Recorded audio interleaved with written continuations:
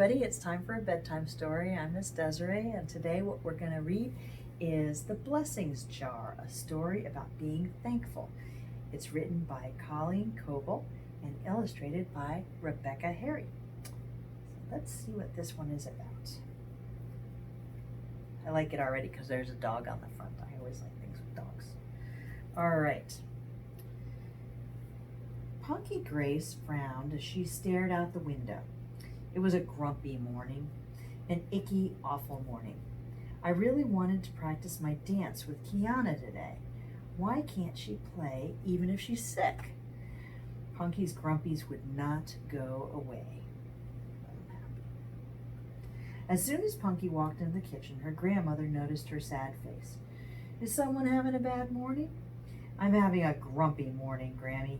An icky, awful morning. Nothing fun is going to happen today.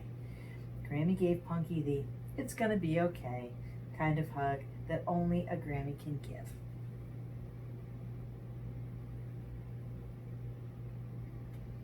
I know the perfect cure for the grumpies. Look what I've got here, Punky. Grammy showed her a big glass jar. It's a blessings jar. Why don't we go on an adventure today and try to fill the jar with things that remind us of God's blessings? Punky thought about it, and she did like adventures. Let's see, said Grammy. I know you like helping Mommy in the garden. Let's add a flower to the jar, and maybe you won't feel so grumpy. See, there's the flower. Grammy took a beautiful red bloom and dropped it into the blessings jar. Now you'll remember that flowers are one good thing God gives us.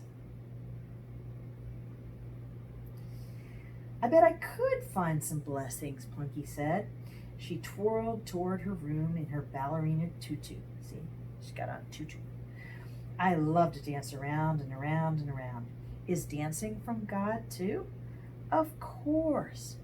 God gave you healthy twinkle toes to dance on. What can we use to remember, said Grammy. Punky looked down at her feet. Let's put my ballet slipper in the jar after I put on my adventure clothes. See, she's got on her ballet slippers, so she's ready to go. Ah, look, even her dog joined in. It's kind of fun. As she and Grammy headed toward town, Punky began to forget how grumpy she was, especially when she saw her grandpa by the ice cream stand. She smiled as she licked the scrumptious ice cream cone he handed her. It was bubblegum flavor, her favorite, and chocolate, her second favorite, and strawberry, her third favorite. Maybe today won't be too terrible, Punky thought. Thanks for the triple dipper, Poppy. That was a yummy blessing. She looked at the picture of the ice cream cone on her napkin and dropped it into the blessings jar. So she put her napkin into the jar. Yeah.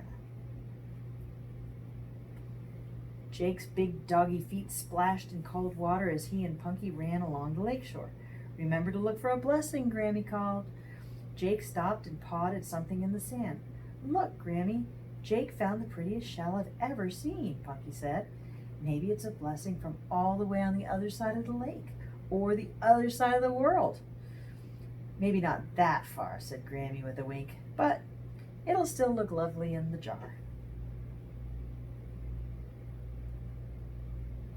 When they reached home, Punky headed for a giant pile of leaves beneath the oak tree. Jake was quick to follow her over the leaves, under the leaves, through the leaves, until he was covered in orange and yellow. Grammy, doesn't Jake look silly with his fur full of leaves, said Punky. I'm putting this leaf in the blessings jar to remind me of my very favorite puppy.